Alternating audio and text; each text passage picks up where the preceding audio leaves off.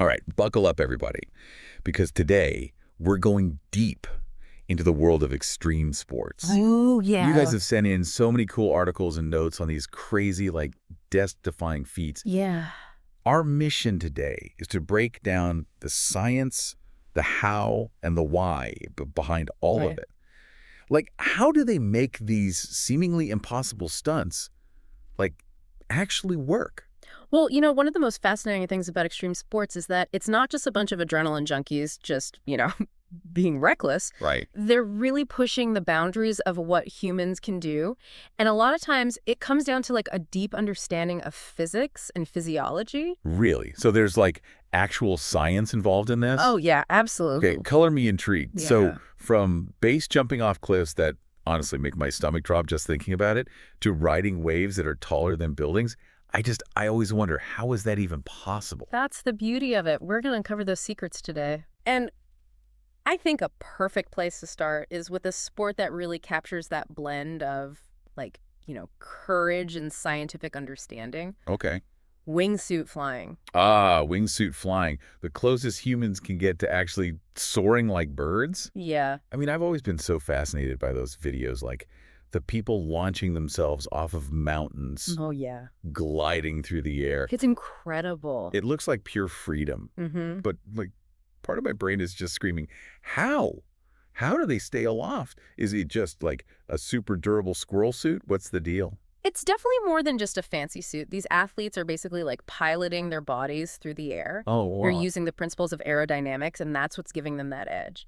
So the wingsuits themselves are designed to create lift, kind of like an airplane wing, Uh-huh. but they're manipulating their body position and the shape of their suit to literally ride those air currents. Whoa, so they're not just falling with style, they're actually like flying. They are essentially flying. It's a super delicate dance, I'll tell you. It's between lift, drag, and gravity. And by using the shape of the wingsuit, they're increasing that air pressure beneath them while decreasing it above. Mm-hmm. That's creating the lift. Okay. And the more speed they get, the more lift is generated. And that's what allows them to glide those incredible distances. I could definitely see why they spend years training and, like, perfecting that technique. Yeah. There's a lot more science involved than, like, meets the eye. Speaking of defying gravity, let's move from the air to the sheer faces of these, like, towering cliffs. Yeah, okay. Let's talk about free solo climbing. Now, this is where things get really interesting. Free soloing is basically climbing without ropes. Yeah. No harnesses, no safety gear. Yeah. It's just you and the rock. Just you and the rock. Wow. And it's the ultimate test of like human skill, strength, and nerve. Yeah. Because you're relying on nothing but friction and a deep, deep understanding of balance. Okay. Even as someone who loves a good adrenaline rush, the thought of scaling a vertical rock face with no safety net is, I'm getting sweaty palms just thinking about it. Oh, yeah. So how is that even possible? Is it all just, like, Spider-Man-like grip strength? I mean, grip strength is definitely a factor, especially their fingertips. I bet. But these free solo climbers, they're like masters of physics in their own right. They're using the tiniest of holds on the rock face. Really? To keep them from falling. And they're relying on friction, right? So that force that resists motion between two surfaces that are in contact. Okay. They're essentially becoming one with the rock. They understand every nook and cranny. Wow. So it's not just about brute strength. No. They're actually using the physics of friction to their advantage. Exactly. It's about strategically distributing their weight, maintaining that perfect balance, and finding those seemingly invisible holds that offer just enough friction to counteract gravity. Wow. That's a lot of precision and, like, body awareness. Yeah. I'm starting to understand why free soloing is considered like the pinnacle of climbing. But let's descend from those dizzying heights for a minute and explore a sport that takes place in a completely different realm, Right. underwater. Let's talk about freediving. All right. Free diving. Yes. This is an amazing journey into the depths of human potential. It's the art of diving deep underwater on a single breath. Okay, hold on. Yeah. No scuba gear, no oxygen tanks, just one breath. Yeah. How deep can someone even go on a single breath? I'm getting, like, ear pressure just thinking about it. Well, the depths that these athletes can reach is astounding. Yeah. Some elite freedivers can reach over 200 meters. That's deeper than 2 football fields. Wow. But it's not just about holding your breath, for an extended period of time. Right. It's about understanding how your body actually reacts to the immense pressure at those depths. That's a really good point. Yeah. Now that you mentioned pressure, it makes sense that physics is a huge factor here. So Yeah. what is actually happening to their bodies down there? Well, imagine, the weight of the entire ocean just pressing down on you. Yeah. As a freediver goes down, the water pressure is increasing dramatically, so their lungs are being compressed, Wow. which affects the gas volume. Right. So they have to train their bodies to withstand these changes, conserve oxygen, and equalize pressure in their ears and sinuses. Yeah. It's a lot. I'm definitely starting to get a sense of like the immense physical and mental discipline involved. It's like a meditation on the limits of human endurance. Yeah. Speaking of pushing limits, our next sport kind of swings us from the tranquil depths of the ocean to like the heart-pounding speeds of downhill mountain biking. Oh, yeah. Let's talk about that. Downhill mountain biking, this is a thrilling display of, controlled chaos. Yeah. They're blending those lightning-fast reflexes with an understanding of the terrain and the physics behind it all. Right. It's about hurtling down these steep, rugged mountainsides, navigating obstacles, and, harnessing gravity. Yeah, and from watching videos, it looks like a wild ride. Yeah. But beyond the adrenaline, what are the key scientific principles that actually make downhill mountain biking possible? Is it all just like brakes and guts? I mean, brakes and guts definitely play a part, for sure. Yeah. But let's unpack the physics a bit. Okay. Gravity, obviously, is the driving force that's pulling the rider down the mountain. Right. But momentum, the force that keeps a moving object in motion, that plays a huge E-role. Okay. It dictates how the bike reacts to those changes in terrain and speed. So it's like a constant dance between gravity pulling them down and momentum propelling them forward. Exactly. And you know what becomes their best friend? What's that? Friction. Oh. That force we were talking about before. Yeah. Tire friction provides traction on the loose surfaces, allowing the rider to grip the trail, maintain that control. And then brake friction obviously helps them to manage speed and actually stop when they need to. Right. Okay, yeah, I'm starting to see how mastering those forces is crucial for not just speed, but also like staying alive. Oh, yeah. Like a high-speed physics problem playing out on mountainside. And speaking of mountains, let's shift gears from dirt trails to like snowy slopes Okay. and delve into the science of snowboarding. Snowboarding. This is such a beautiful blend of grace and physics. You see these riders carving these elegant arcs down the mountainsides, seemingly defying gravity with every turn. It's really a dance between the rider, the board, and the snow. I've always admired the effortless flow of snowboarders gliding down the mountain as if it was second nature. Yeah. But looking closer, there's definitely some serious skill and technique involved. Yeah. So what's the physics behind those seemingly effortless maneuvers? Friction is key here, too, just like it is in free soloing and mountain biking. But in snowboarding, the friction between the board and the snow is constantly changing. Oh, okay. Depending on the snow's temperature and consistency. Makes sense. So colder, drier snow, that tends to provide more friction, giving the rider more grip and control. Okay. Warmer, wetter snow can be slippery, and a little unpredictable. Oh, yeah. So snowboarders are constantly adapting to those changing conditions of the mountain. They're reading the snow almost like a map. Absolutely. And they're also using their edges to control speed and direction. So by tilting the board and shifting their weight, they're engaging those edges, digging them into the snow, carving turns, accelerating, slowing down. So it's kind of similar to skiing, but with more emphasis on those dynamic edge movements. Yeah, precisely. And just like with free soloing, maintaining a stable center of gravity is crucial.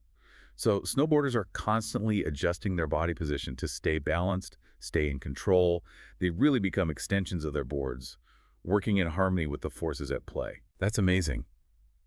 It's incredible how much science goes into something that looks so effortless and fluid. Well, from snowy mountains to frozen waterfalls, let's climb into the icy world of ice climbing. All right. Ice climbing is a visually stunning sport. It's like taking those challenges of rock climbing to a whole new level. So it's about scaling these vertical walls of ice using specialized tools and a deep understanding of this unique, ever-changing medium. Ice climbing always seems so surreal to me. I mean, I can barely walk on a patch of ice without slipping. How do they manage to climb vertical walls of frozen water? Is it just like super sharp ice picks? The ice axes, those picks you're talking about, those are definitely crucial. Yeah. Providing both a point of leverage and a way to like anchor into the ice. Right. But they also rely on crampons. These are metal spikes that are attached to their boots that bite into the ice and provide that grip. Got it. So it's a combination of those tools, and once again, we're back to friction. Yeah. That's allowing them to defy gravity. Exactly. So those sharp points of the crampons and the ice axes, they're creating both friction and mechanical adhesion. And that gives the climber that purchase on the ice. But it's delicate, you know? Too much force, you risk fracturing the ice, Right. losing your grip. Yeah. Too little force, you can't secure your anchors. Wow. So it's like they're constantly analyzing the ice, Yeah. calculating the perfect amount of force for each movement. That must require an incredible amount of precision and experience. Oh, absolutely. They're reading the ice, they're assessing its strength, its consistency, and then they're adjusting their technique accordingly. And of course, just like with any form of climbing, understanding forces and effects is critical. So they need to be aware of, those forces acting on their bodies, on their equipment, Right. to make those informed decisions. Yeah. It's amazing to think that what appears to be like a brute force activity actually requires so much finesse and scientific awareness. Well, from frozen waterfalls, let's flow into a sport that embraces the dynamic and often unpredictable nature of water. Let's talk about whitewater kayaking. Okay. Whitewater kayaking is all about navigating those turbulent rapids, using the water's energy to maneuver and propel yourself downstream. It's a blend of athleticism, technical skill, and a healthy dose of respect for, the power of nature. I've seen videos of kayakers navigating these raging rapids, dropping over waterfalls, maneuvering through these narrow channels. Yeah. It looks exhilarating and terrifying all at once. So what kind of physics are we talking about here? Fluid dynamics is paramount in whitewater kayaking. Okay. So understanding how water moves through rapids, how it creates currents, eddies, and hydraulics, that's essential for choosing the right path, avoiding hazards and utilizing the water's energy. So they're basically like reading the river, anticipating its every twist and turn. Exactly. They're also managing buoyancy and displacement. So the kayak's buoyancy, its ability to float, that's influenced by its shape and volume, as well as the amount of water it displaces. This affects how it interacts with the current, how stable it is, and how easy it is to maneuver. Oh, wow. So there's a lot more to it than just paddling and hoping for the best. Right. Yeah. What about the paddles themselves? How do those play into the physics of kayaking? The paddles are the kayaker's primary tool for controlling the kayak. Okay. So they generate torque, allowing the kayaker to turn, adjust their position, and even use the force of the water to their advantage. Wow. By angling the paddle and using different stroke techniques, they can harness that water energy. So it's about using the water to move you, not just fighting against it. Exactly. Propel themselves forward, counteract the currents, and, just maintain balance. Wow. It's amazing how every detail, like from the shape of the kayak to the angle of the paddle, can influence their performance. Yeah. And on that note, let's wrap up this first leg of our extreme sports journey with a sport that takes us to, breathtaking heights. Right. Literally. Tell me about highlining. Okay, highlining. Yeah. This is like tightrope walking, but amplified. So it's about balancing, walking, even doing tricks on a slack line that's suspended high above the ground, Yeah. often over breathtaking landscapes. Oh, man, just watching videos of highliners makes my head spin, just the heights involved. Oh, yeah. What kind of, scientific understanding is needed to conquer such a seemingly impossible feat? Well, it all starts with understanding tension and stress. Okay. So the slack line, it's stretched taut between two anchor points, Right. creating tension. So that pulling force that's keeping the line from sagging. Okay. Highliners need to be confident that the line can support their weight and that the anchors are secure. Right. So it's not just about balance. They have to trust their equipment Yeah. and the physics that makes it work. Absolutely. But it goes beyond just simply trusting the line. They're constantly managing the line's movement, the oscillations. The line is rarely perfectly still. It's swaying, bouncing with the wind. And the highliner's own movements. Oh, man. I bet that's incredibly disorienting. How do they manage to stay balanced on a constantly moving line? Well, that's where the real skill comes in. They're becoming one with the line. Wow. They learn to control those oscillations with subtle movements and adjustments, to their body positions. So it's a dynamic equilibrium where they're not trying to stay perfectly still. Okay. They're actually finding balance within that movement. So they're working with the lion's energy. They're not fighting against it. Exactly. It's an impressive display of control and adaptability. That's amazing. Yeah. Well, we're just getting started on our exploration of these amazing sports and the physics that make them possible. Yeah. We'll be back with more right after the break. Welcome back to our exploration of extreme sports and the science that, makes these feats possible. It's amazing to see how these athletes are pushing the limits of what we thought humans could do. Yeah, I'm still trying to wrap my head around that last segment about highlining. Oh, yeah.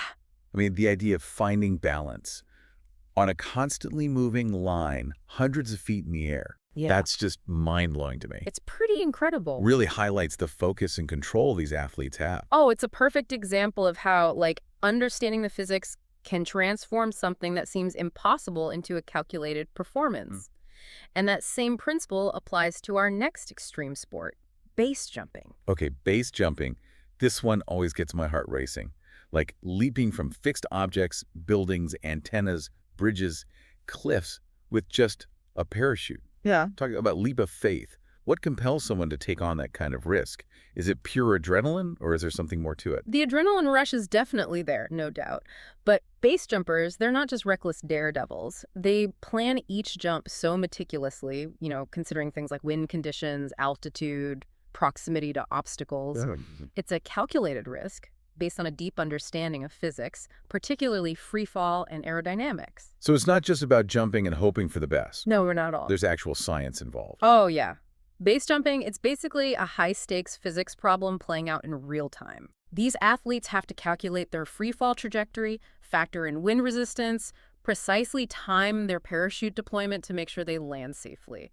I mean, one miscalculation could be disastrous. That makes sense. It's not like skydiving, where you jump from a plane with plenty of altitude to adjust. Base jumpers, they have way less time to react. Right. Their margin for error is so small. Yeah.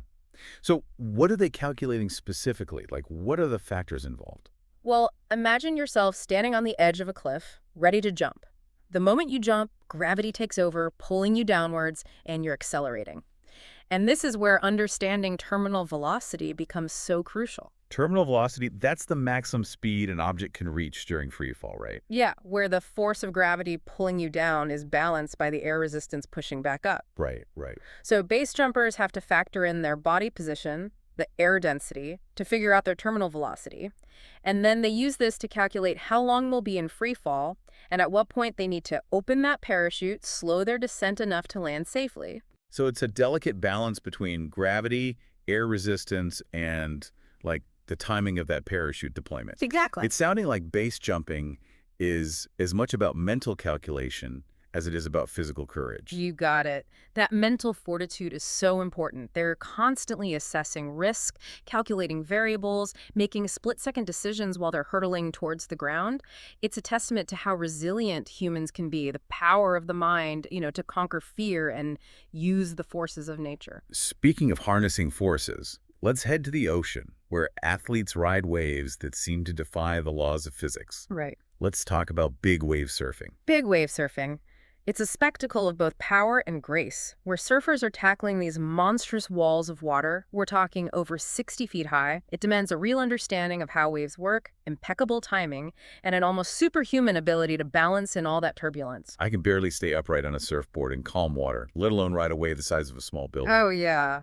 It's incredible. What's the physics behind how these surfers not only ride these waves, but, do it so skillfully? Well, first, they got to understand how these waves form in the first place. It's a complex mix of wind, ocean currents, and the underwater topography, the shape of the ocean floor. Right. And these surfers spend years studying this stuff, learning to read the ocean's subtle cues to predict how these giant waves will form and behave. So it's not just about being fearless, it's about respecting the ocean and understanding its patterns. Absolutely. They're like oceanographers, deciphering the language of the sea. And once they've found a promising wave, it's all about timing and positioning. They've got to paddle into the wave at the right moment, harnessing its energy to get going. So it's like this delicate balancing act, catching the wave at the perfect moment, then staying on as this massive wall of water surges forward. Yeah. How do they even stay upright?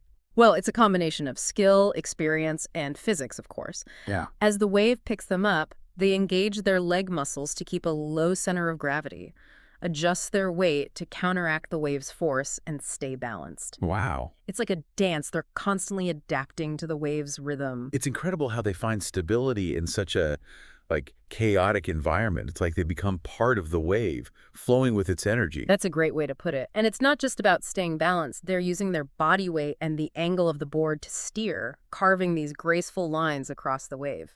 It's amazing. Really shows human adaptability, our ability to work with nature's power. Absolutely. Well, speaking of thrilling rides, let's move from the ocean to the city, Okay. to a sport that mixes speed, agility, and a little bit of daredevilry. Parkour. Parkour, a lot of people call it urban acrobatics, using movement to overcome obstacles in the environment. They're turning everyday structures into a playground. Yeah. It's a really creative discipline, blending athleticism with problem solving and a deep understanding of space. I love watching parkour videos. These athletes leaping across rooftops, vaulting over walls, doing all these crazy acrobatic moves. It's like they're defying gravity. Right. But beyond the cool moves, what's the science behind how they navigate those urban landscapes with such precision and grace? It's this awesome mix of physics and biomechanics. They're basically turning their bodies into living projectiles. They're using momentum, force, and a keen sense of angles and trajectories to move through their environment. So it's not just about jumping around recklessly. No, not at all. There's actual thought behind their movements. Oh, yeah. Think of like a simple vault over a wall. Okay.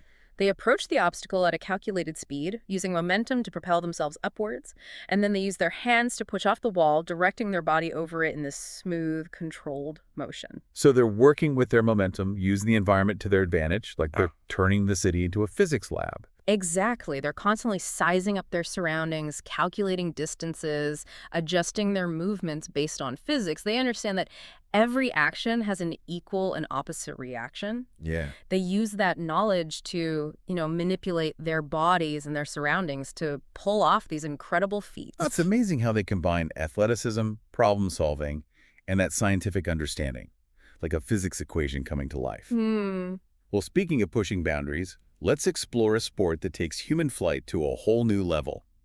Skydiving. All right, skydiving. The ultimate adrenaline rush. Free falling through the air before deploying a parachute. It's a sport that captures our imagination, embodying this desire to conquer fear and experience the world from a totally unique perspective. I can only imagine what it feels like to jump out of a plane thousands of feet up. Oh, yeah. It's got to be both terrifying and exhilarating. What kind of scientific understanding goes into making this seemingly reckless act a safe and controlled experience? Well, at its core, skydiving is this intricate dance between gravity, air resistance, and the timing of that parachute deployment. Skydivers need to know how these forces interact to control their descent. So there's more to it than just jumping and hoping for the best. Whoa, way more. It's all about physics. Yeah, let's break it down. The second a skydiver leaves the plane, gravity kicks in, pulling them down faster and faster. But here's where air resistance comes into play.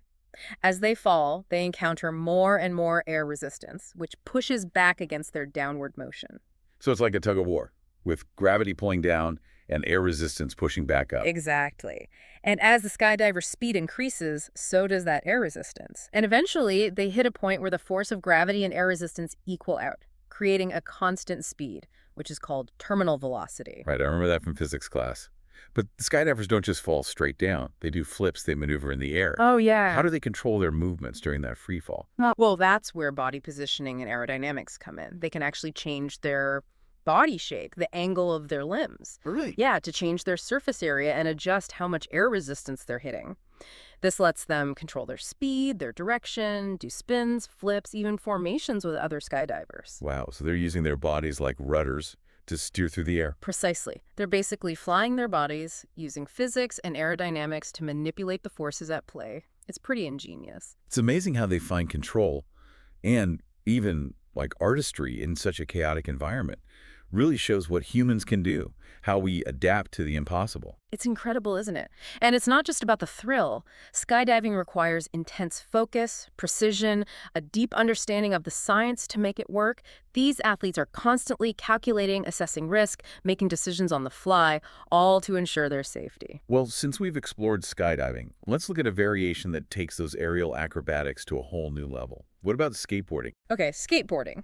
You might think of it as just an urban sport, tricks in skate parks.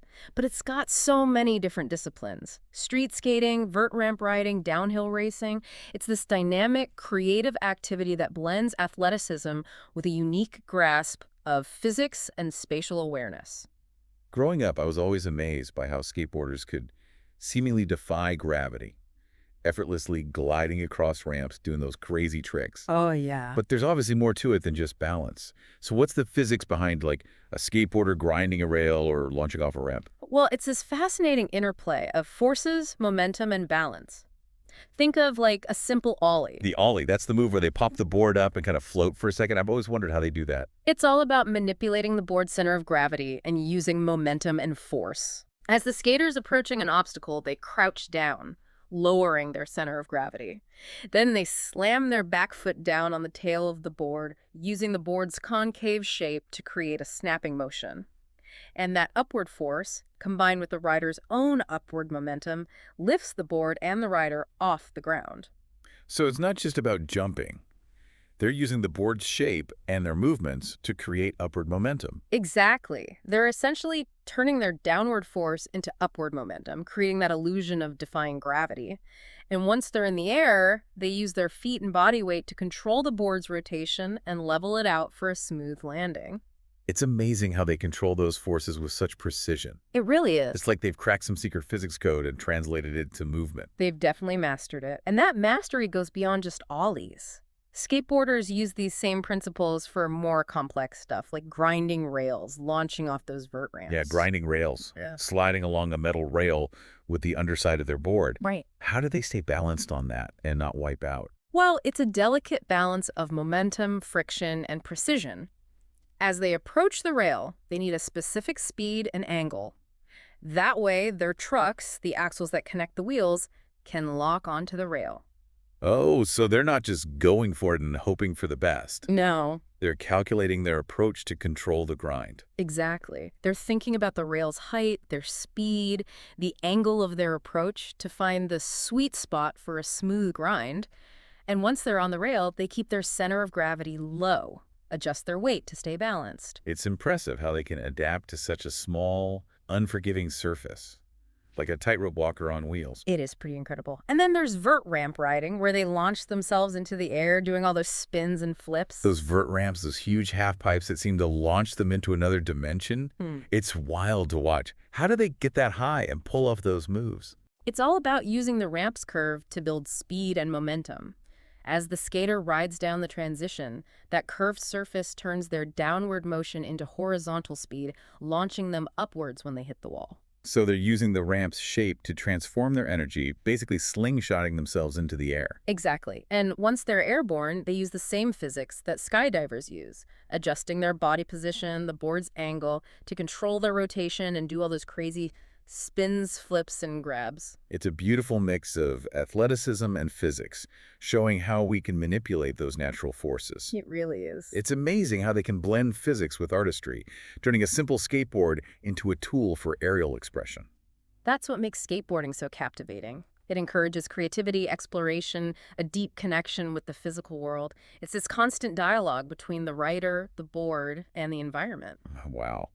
Well, from the urban landscapes of parkour to the aerial acrobatics of skateboarding and skydiving, we've seen a lot of extreme sports that show just how far humans can push their limits. And how we can manipulate the forces of nature. It's inspiring to see these athletes constantly innovating, redefining what we think is possible, and reminding us about the incredible potential we all have. Yeah, and it's been fascinating to see how understanding physics and biomechanics is often the key to unlocking that potential. Science isn't just in textbooks. It's a dynamic force that shapes our world and helps us achieve amazing things. Absolutely. It's about understanding the principles that govern our universe and then applying that knowledge to push ourselves further, challenge what we believe, and really redefine what's possible. Let's keep exploring those possibilities as we move on to a sport that requires a perfect blend of physical strength, mental focus, and a deep understanding of how water moves. Surfing. Surfing. It's this timeless connection between humans and the ocean, where riders harness the energy of waves to glide across the water. It requires a deep connection with nature, the ability to read the ocean's subtle cues, and an intuitive understanding of how those forces work. I've tried surfing a few times, and I can say it's way harder than it looks. Oh. Just catching a wave and staying up for more than a few seconds felt like a huge accomplishment. So, what's the physics behind how surfers ride those waves, carving those graceful turns, seemingly defying gravity? It's a fascinating interplay of forces, balance, and hydrodynamics. Let's break down the physics of catching a wave.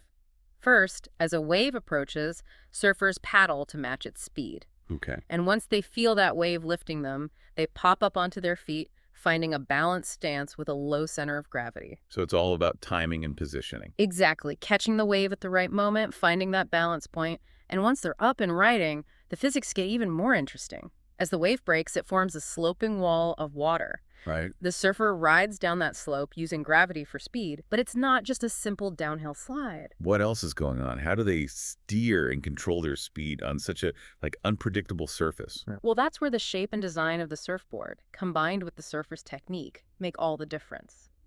Surfboards are designed to create lift as they move through the water.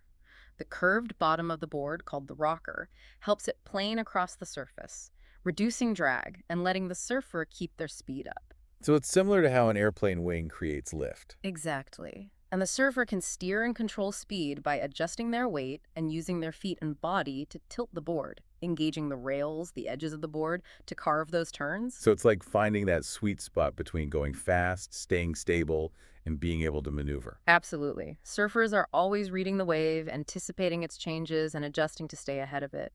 It's a dance of precision, intuition, and respect for the ocean's power. Speaking of power, let's move from the ocean to the mountains and look at a sport that combines speed, agility, and a bit of daredevilry. Skiing. Skiing. With all its forms, downhill racing, backcountry exploration, freestyle acrobatics, it captures our imagination with its mix of grace, speed, and technical skill. It requires a real understanding of snow conditions, terrain, and how things move. I've tried skiing a few times, and it's a lot tougher than it looks. Oh, yeah. Just staying upright on those slopes felt like a major accomplishment. So what's the physics behind how a skier carves down a mountain so smoothly, gliding through powder, handling moguls with what looks like ease? It's a fascinating mix of forces, balance, and the design of the equipment. Let's break down a basic ski turn. Okay. As a skier goes downhill, gravity pulls them down, creating speed. To control their direction and speed, they use their edges, tilting their skis to dig into the snow and make a turning force. So it's like how snowboarders use their edges to carve. Exactly.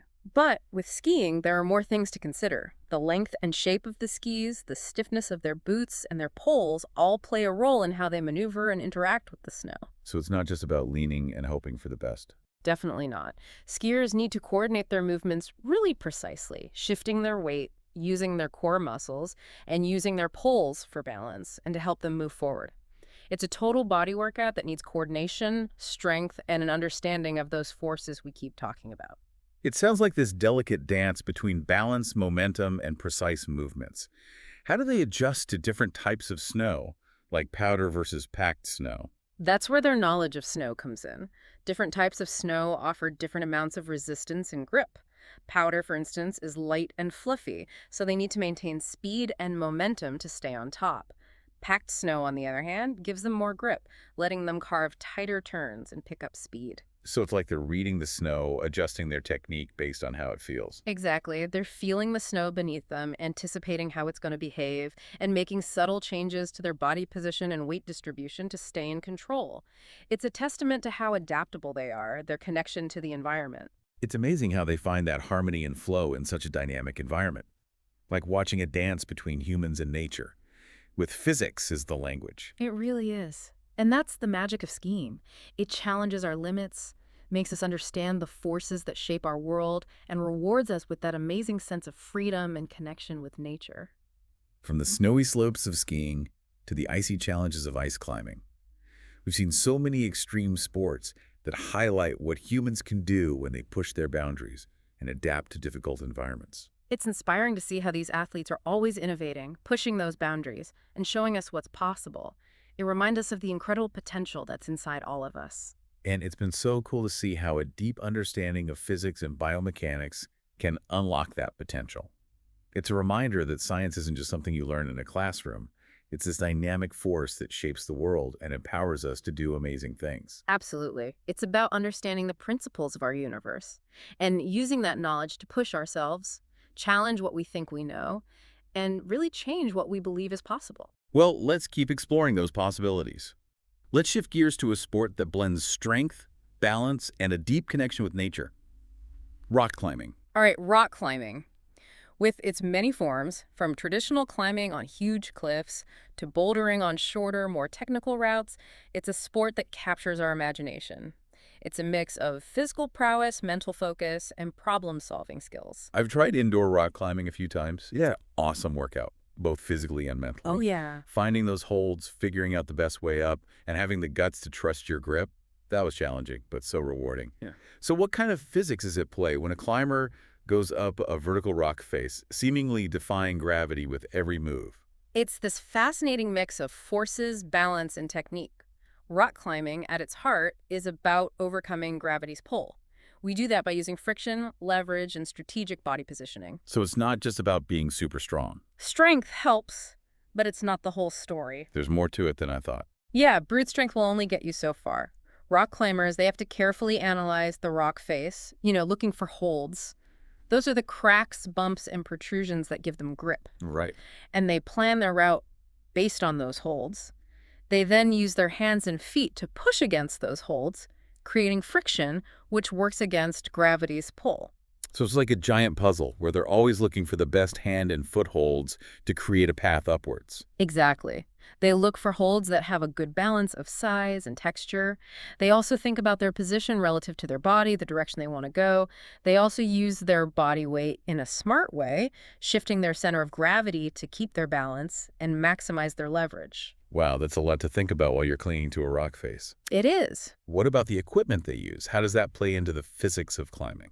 The equipment is super important for safety and efficiency. Ropes, harnesses, carabiners, and belay devices, these all work together to protect the climber in case of a fall. So the rope is like a safety net, catching them if they slip.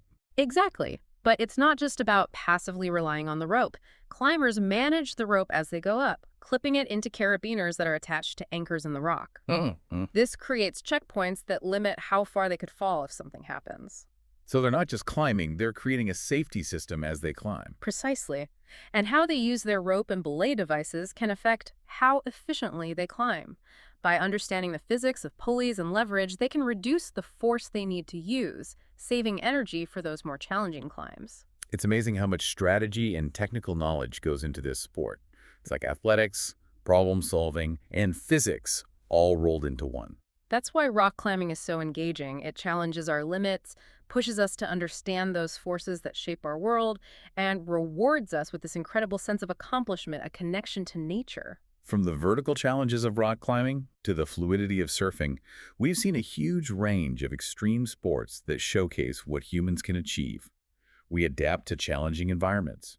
We push our boundaries. It's pretty incredible. It's inspiring to see how these athletes are always innovating, showing us what's possible, and reminding us of the potential we all have inside. And it's been so fascinating to see how understanding physics and biomechanics can unlock that potential.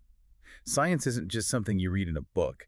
It's a dynamic force that shapes our world and gives us the power to do amazing things. Absolutely. It's about understanding the laws of our universe and using that knowledge to push ourselves, challenge our assumptions, and really change what we think is possible.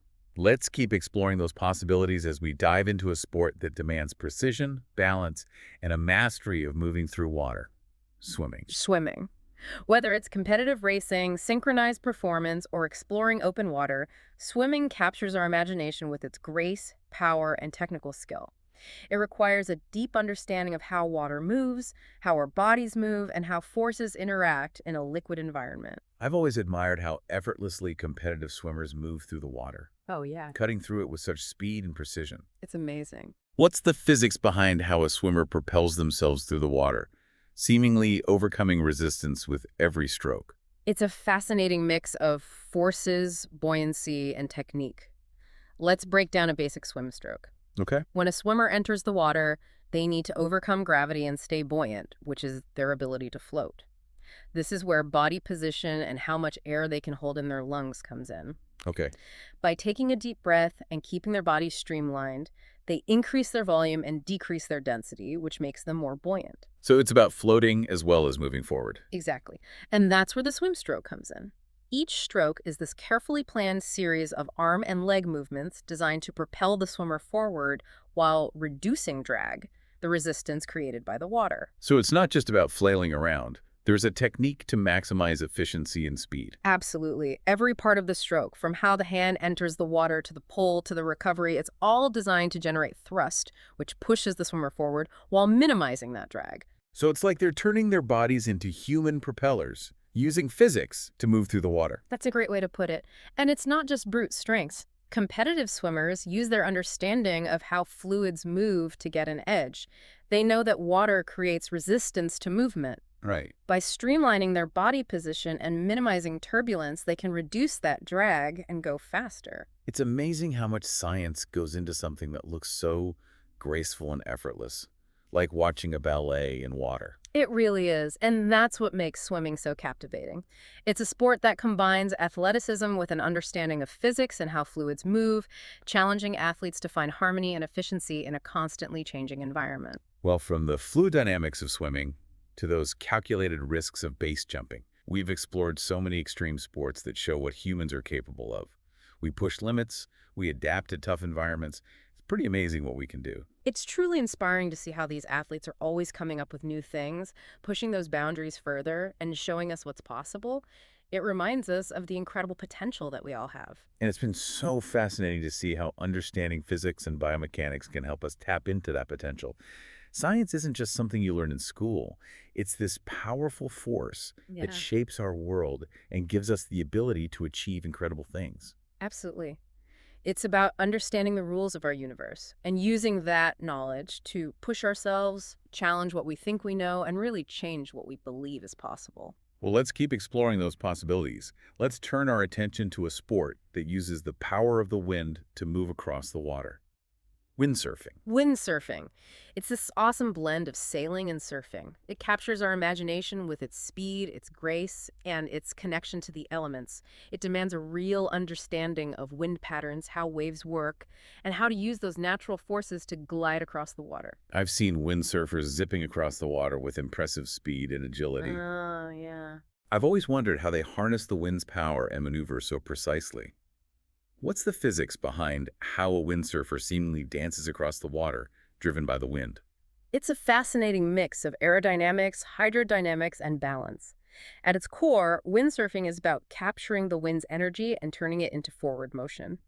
This is done through the sail, which is like a giant wing, generating lift and pushing the board across the water. So it's like how an airplane wing creates lift, making a difference in air pressure that generates upward force. Exactly. The sail's curved shape, along with its angle to the wind, creates low pressure on one side and high pressure on the other. This difference in pressure generates lift, pulling the sail and the board forward. So the windsurfer is riding on a pocket of low pressure, pushed by the wind hitting the sail. You got it. And they can control their speed and direction by adjusting the sail's angle and position, catching more or less wind to speed up, slow down, or change direction. They use a boom, a horizontal bar connected to the sail, to adjust the sail's angle and trim, optimizing how it interacts with the wind. That sounds like a tricky balancing act, managing the forces of the wind and water while controlling the sail and board. Oh, it definitely is. Windsurfers are always reading the wind, feeling how the board responds, and making small adjustments to their stance and how they trim the sail to keep their balance and perform their best. They're also dealing with how the water moves, adjusting to the chop, the swell, and the currents that affect their movement. It sounds like a full-body workout, requiring strength, agility, and a keen understanding of all the forces involved. It definitely is. Windsurfing uses a lot of different muscle groups, from your legs and core for balance and stability to your arms and back for controlling the sail and harnessing that wind power. It's a sport that demands physical and mental endurance because riders are constantly adapting to the changing conditions of the wind and water. It's amazing how they find harmony and flow in such a dynamic environment. It's like a dance between the windsurfer and nature, using physics as their language. That's a beautiful way to put it. And that's what makes windsurfing so captivating. It challenges us to push our limits, to understand the forces that shape our world, and rewards us with an exhilarating sense of freedom and connection to nature. From the excitement of windsurfing to the icy challenges of ice climbing, we've seen such a diverse range of extreme sports that highlight what humans can achieve. We push our limits, we adapt to difficult environments. It's truly remarkable. It's inspiring to see how these athletes are always innovating, pushing those boundaries, and showing us what's possible. It reminds us of the incredible potential that we all have inside. And it's been fascinating to see how understanding physics and biomechanics can help us tap into that potential.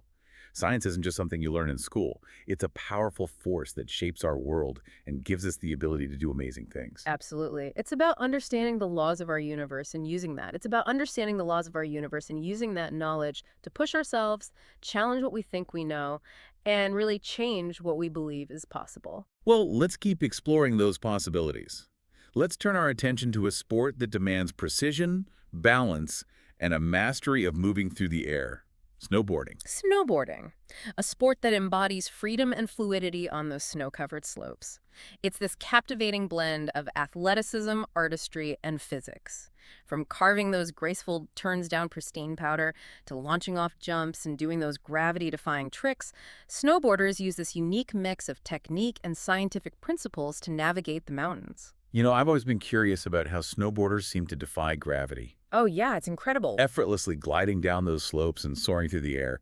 What kind of physics is behind their ability to control their movements and seemingly defy gravity, whether they're carving a smooth turn or doing a breathtaking aerial maneuver? It's a fascinating combination of forces, balance, and how the equipment is designed. Let's break down the science behind a basic snowboard turn. As a snowboarder goes down a slope, gravity pulls them down, building up speed. To control their direction and speed, they use their edges, tilting the board to dig into the snow and create a turning force. So it's similar to how a skier uses their edges to carve. Exactly. But with snowboarding, there's even more to consider. The width and shape of the board, the stance of the rider, and the flexibility of their boots all play a role in how they maneuver and interact with the snow. So there's definitely more to it than just leaning and hoping for the best. Oh, for sure. Snowboarders need to really coordinate their movements. They shift their weight, engage those core muscles, and use subtle adjustments in their body positioning to maintain balance and control. It's a full-body workout demanding strength, precision, and a deep understanding of the forces at play. That makes sense. So how do they adjust to different snow conditions? Like powder versus packed snow. I imagine that makes a big difference. It does, and that's where their knowledge of snow science comes in. Different types of snow offer different levels of resistance and grip. Powder, being light and fluffy, requires riders to maintain a certain speed and momentum to stay afloat.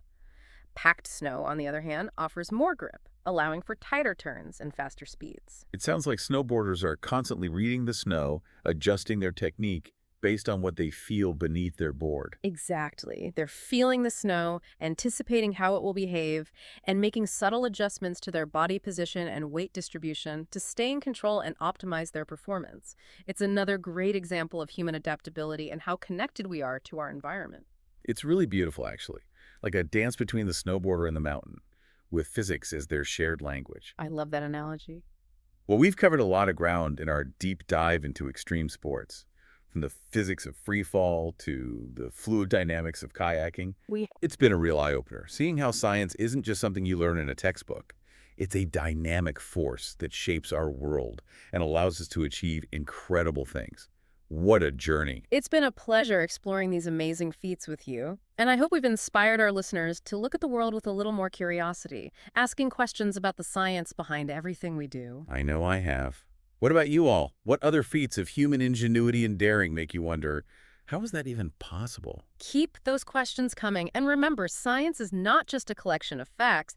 It's a process of exploration and discovery that's happening all around us. So keep exploring, keep questioning, and keep pushing your own boundaries, because who knows what amazing things you might discover. Couldn't have said it better myself. Thanks for joining us on this exhilarating deep dive into the world of extreme sports and the science that powers these extraordinary endeavors. Until next time, stay curious.